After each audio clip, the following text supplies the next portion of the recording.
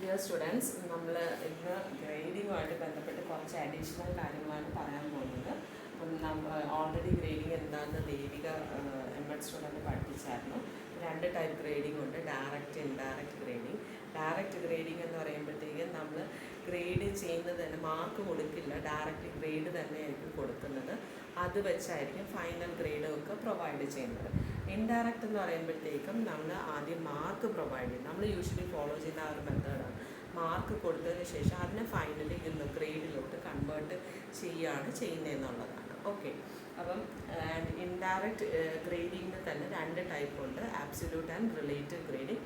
ഇപ്പം absolute grading എന്ന് പറഞ്ഞാൽ നേരത്തെ പ്രിഫിക്സ്ഡ് ആയിട്ട് ആ റേഞ്ച് ഓഫ് ഗ്രേഡ്സ് പറഞ്ഞിരിക്കും. ഇപ്പം നമുക്ക് സാധാരണ ഒരു 4 പോയിൻറ്റ് സ്കെയിലിൽ വരുവാണെങ്കിൽ 4 തൊട്ട് അല്ലെങ്കിൽ 3.5 തൊട്ട് 4.4 വരെ എ ഗ്രേഡ്, അടുത്തത് ബി ഗ്രേഡ്, അങ്ങനെ റേഞ്ച് നേരത്തെ കൂട്ടി ഫിക്സ് ചെയ്ത് വെച്ചേക്കുന്ന ഗ്രേഡാണ്. ഇപ്പോൾ SSLC സ്റ്റുഡൻസിനാണെങ്കിൽ 9 പോയിൻറ്റ് സ്കെയിലാണ് ഗ്രേഡ് വരുന്നത്. അപ്പം 90% അബവ് മാർക്ക് കിട്ടിയാൽ എ ഗ്രേഡ്, 80 to 90 ആണ്, അല്ലെങ്കിൽ A+, A, അങ്ങനെ ഗ്രേഡ് പ്രൊവൈഡ് ചെയ്യും. ഇൻഡയറക്റ്റ് ഗ്രേഡിംഗ് എന്ന് പറയുമ്പോഴത്തേക്കും അവരുടെ പെർഫോമൻസിന് ശേഷമായിരിക്കും നമ്മൾ ഗ്രേഡ് പ്രൊവൈഡ് ചെയ്യുന്നത്. അതായത് ഇപ്പം നമ്മളുടെ ക്ലാസ്സിലെ സ്റ്റുഡൻസിൻ്റെ മാർക്കെല്ലാം എടുത്തിട്ട് അതിൽ ടോപ്പിൽ വരുന്ന 10 പേർക്ക് എ ഗ്രേഡ് കൊടുക്കുക.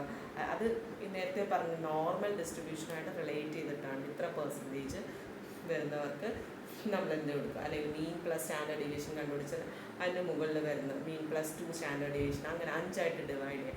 അങ്ങനെ ഇത്ര പേർക്ക് നമ്മൾ എ ഗ്രേഡ് കൊടുക്കുന്നത്, ഇത്ര പേർക്ക് ബി ഗ്രേഡ് കൊടുക്കുന്നത്. അപ്പം അവരുടെ ആ സമയത്ത് അല്ലെങ്കിൽ ആ ഒരു ഗ്രൂപ്പിൻ്റെ പെർഫോമൻസ് റിലേറ്റ് ചെയ്തിട്ടാണ്. നേരത്തെ പ്രിഫിക്സ്ഡ് അല്ല ആ ഗ്രേഡ്സ്, അല്ലെങ്കിൽ ആ റേഞ്ച് നേരത്തെ പ്രിഫിക്സ് ചെയ്ത് വെച്ചേക്കത്തില്ല.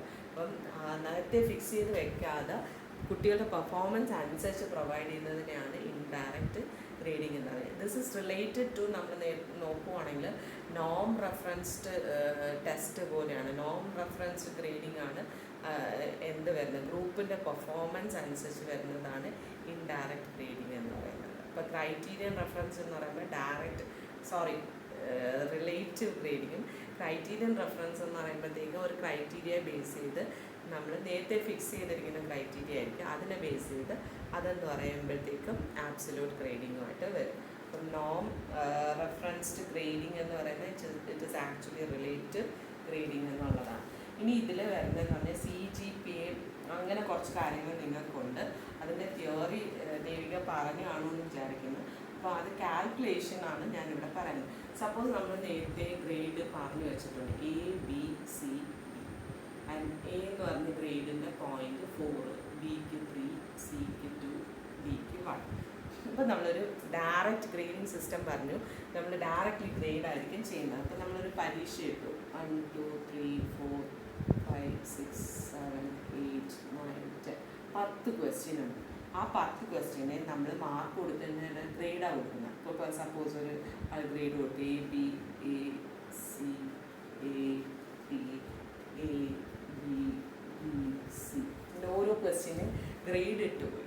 അപ്പം നമ്മൾ ഫൈനലി ഈ ആൻസർ പേപ്പറിന് എന്ത് ഗ്രേഡ് കൊടുക്കണം, അത് ഗ്രേഡ് കൊടുക്കണമെന്ന് നോക്കണമെന്ന് വെച്ചാൽ ഇതിൻ്റെ വാല്യൂ നമ്മൾ കണ്ടുപിടിക്കും. അപ്പോൾ എയുടെ ഗ്രേഡ് പോയിൻ്റ് എത്രയായിരുന്നു, 4 ആയിരുന്നു. അടുത്തത് 3 4 2 4 1 4 3 3 2, ഇങ്ങനെ നമ്മളതിൻ്റെ പോയിൻറ്റ്സ് എഴുതി. അപ്പം നമ്മുടെ ഫൈനൽ ഗ്രേഡ് എന്ന് പറഞ്ഞാൽ ടോട്ടൽ ഗ്രേഡ് പോയിൻറ്റ്സ്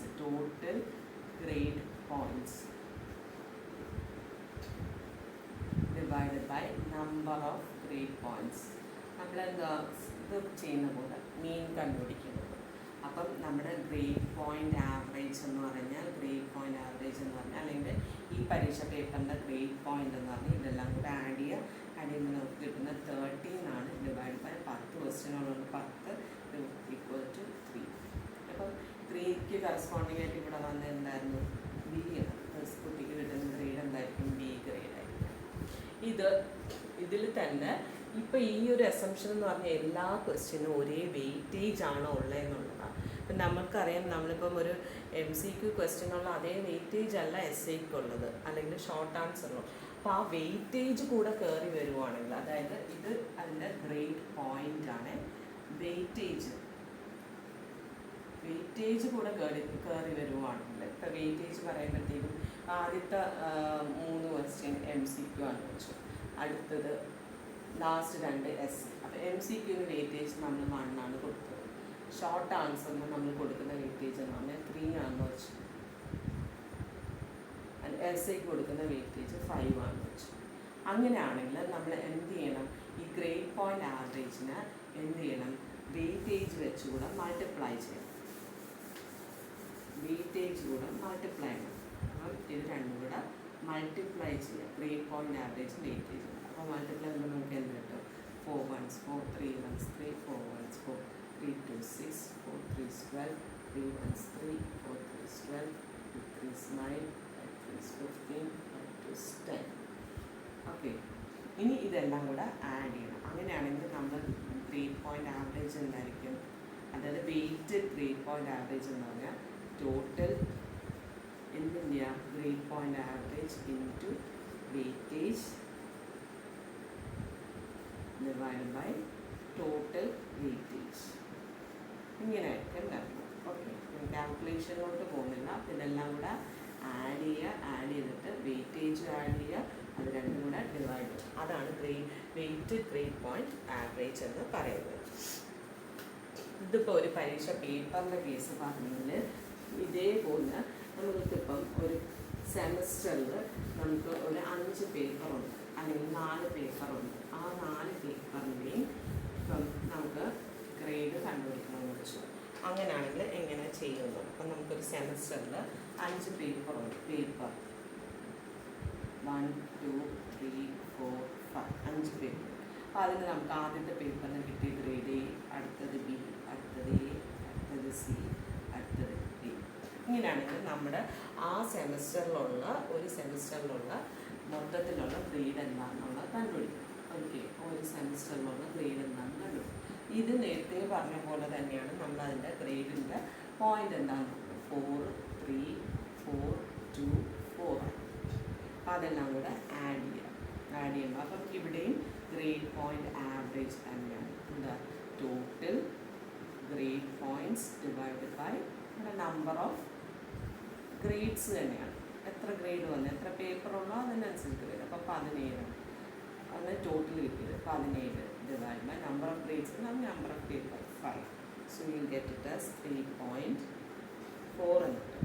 അപ്പോൾ ഇത് ഈ ഗ്രേഡ് ഇങ്ങനെ ആണെങ്കിൽ ഒരു റേഞ്ചും കൂടെ ഓൾറെഡി ഫിക്സ്ഡ് ആയിരിക്കും. അപ്പോൾ 3.4 3.5 അബവ് കിട്ടിയാൽ ചിലപ്പോൾ A ഗ്രേഡ് കൊടുക്കും. അപ്പോൾ 3.4 ആണെങ്കിൽ നമുക്ക് എന്തായിരിക്കും, B ഗ്രേഡ് ആയിരിക്കും കിട്ടുന്നത്.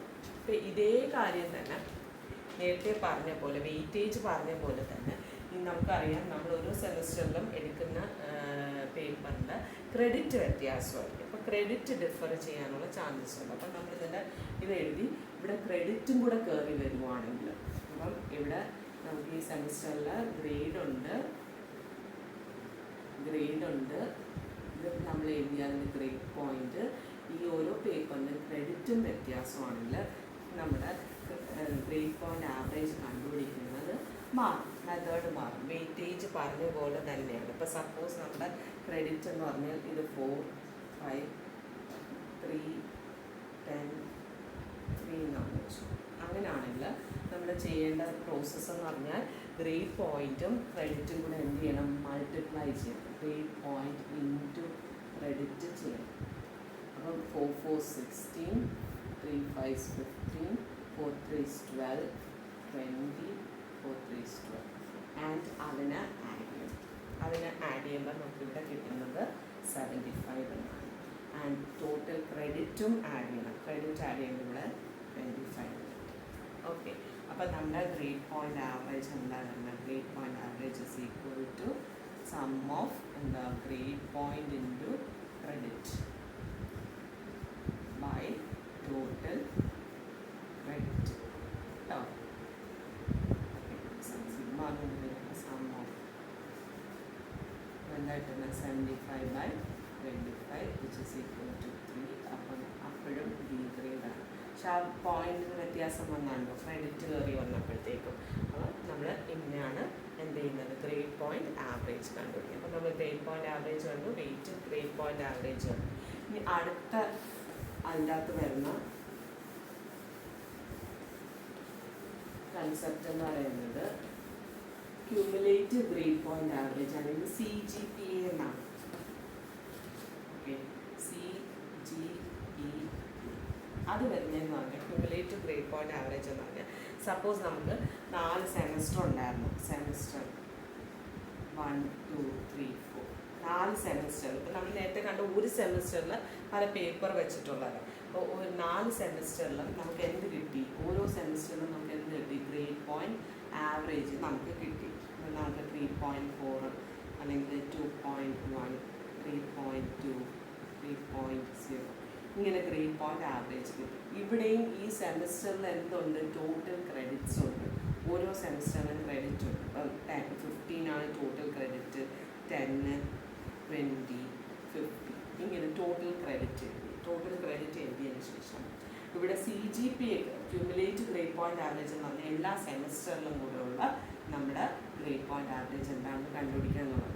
അവിടെ വരുമ്പോൾ ഗ്രേഡ് പോയിന്റ് ആവറേജിനെ എന്ത് ചെയ്യണം? ക്രെഡിറ്റ് വെച്ച് മൾട്ടിപ്ലൈ ചെയ്യണം. ഓക്കെ, അപ്പം 3.4 × 15 എന്നുള്ളത് 51 എന്ന് കിട്ടും. അടുത്തത് മൾട്ടിപ്ലൈ 21 എന്ന് കിട്ടും. നെക്സ്റ്റ് 64, അടുത്തത് 45. നമുക്ക് ഇവിടെയും ആഡ് ചെയ്യേണ്ട എന്തൊക്കെയാണ്? ക്രെഡിറ്റ് ആഡ് ചെയ്യണം 60 and grade point average credit add ചെയ്യണം 181. അപ്പം നമുക്ക് CGPA എന്തായിരിക്കും? Total of grade point average into credit divided by total credit. Okay, അതെന്ന് പറഞ്ഞാൽ 181/60 which is 3.02. അപ്പോഴും നമുക്ക് ഡി ഗ്രേഡാണ് കിട്ടുന്നത്. ഇപ്പം ഇങ്ങനെ ചെയ്യാം. നമുക്ക് ഓരോ സെമസ്റ്ററിനെയും ഗ്രേഡ് പോയിന്റ് ആവറേജ് ഉണ്ടെങ്കിൽ ഇങ്ങനെ ചെയ്യും. അല്ലെങ്കിൽ നമ്മൾ ചെയ്യുന്നതെന്ന് പറഞ്ഞാൽ CGPA എന്ന് പറയുന്നത് ടോട്ടൽ ഗ്രേഡ് പോയിന്റ്സ്, അതായത് ഓരോ പേപ്പറിൻ്റെയും ഗ്രേഡ് പോയിന്റ് ഇല്ല, ടോട്ടൽ ഓഫ് ഓരോ പേപ്പറിൻ്റെയും ഗ്രേഡ് പോയിന്റ് ഇൻറ്റു ആ പേപ്പറിൻ്റെ ക്രെഡിറ്റ്. ഇതെന്ന് പറഞ്ഞാൽ ക്രെഡിറ്റ് ഓഫ് ഈച്ച് സെമസ്റ്റർ. അങ്ങനെ എല്ലാ 4 സെമസ്റ്ററിലെ ഉള്ള എല്ലാ പേപ്പറിൻ്റെയും ഗ്രേഡ് പോയിന്റും ക്രെഡിറ്റും കൂടെ മൾട്ടിപ്ലൈ ചെയ്തിട്ട് അതിനെ ആഡ് ചെയ്തിട്ട് എന്ത് ചെയ്യണം? Divide by total credit. ആ ഹോൾ ഇയറിലുള്ള ടോട്ടൽ ക്രെഡിറ്റ് വെച്ച് ഡിവൈഡ് ചെയ്യും. അപ്പോൾ അത് നിങ്ങൾ BEd ആപ്ലിക്കേഷനൊക്കെ തരുന്ന സമയത്ത് നിങ്ങളുടെ BEd ആപ്ലിക്കേഷൻ സ്ക്രൂട്ടണി ചെയ്യുമ്പോൾ നോർമലി നമ്മൾ ചെയ്യുന്ന ഒരു പ്രോസസ്സ് ഇതാണ്. നിങ്ങളുടെ 4 സെമസ്റ്ററിൻ്റെ ഗ്രേഡ് പോയിൻറ്റ്സ് നോക്കിയിട്ട് നിങ്ങളുടെ CGPA നിങ്ങൾ എഴുതിയത് അല്ലെങ്കിൽ കാൽക്കുലേറ്റ്. ഇപ്പോൾ ചില കേസിൽ എല്ലാവരും എല്ലാ സർട്ടിഫിക്കറ്റൊന്നും നിൽക്കത്തില്ല. അപ്പം അങ്ങനെ ചില സിറ്റുവേഷൻസിലെങ്കിൽ നമ്മളിത് കാൽക്കുലേറ്റ് ചെയ്ത് നോക്കാറുണ്ട്. പിന്നെ BEd എക്സാമിന് ഒരിക്കലും ഈ കാൽക്കുലേഷൻ ചോദിച്ചിട്ടില്ല, ഫോർമുല ചോദിച്ചിട്ടുണ്ട്. CGPA എന്താണെന്ന് അല്ലെങ്കിൽ അപ്പോൾ ആ ഓട്ടോമാറ്റിക്കലി എന്താണെന്ന് എഴുതി ഫോർമുല എഴുതണം. പക്ഷേ സെറ്റ് പരീക്ഷയ്ക്ക് ഇങ്ങനെ ക്വസ്റ്റ്യൻ ഇതാണെങ്കിൽ ഇങ്ങനെ 3 ഇതിൻ്റെ ഇതാണെങ്കിൽ CGPA ഇതായിരിക്കും എന്ന് പറഞ്ഞ് ക്വസ്റ്റ്യൻ ചോദിച്ചിട്ടുണ്ട്. So you should know how to calculate CGPA അല്ലെങ്കിൽ grade point average, weighted grade point average. അപ്പം CGPA എന്താണ്? ക്യുമുലേറ്റീവ് ഗ്രേഡ് പോയിന്റ് ആവറേജ് എന്നുള്ളതാണ്. Okay, so thank U.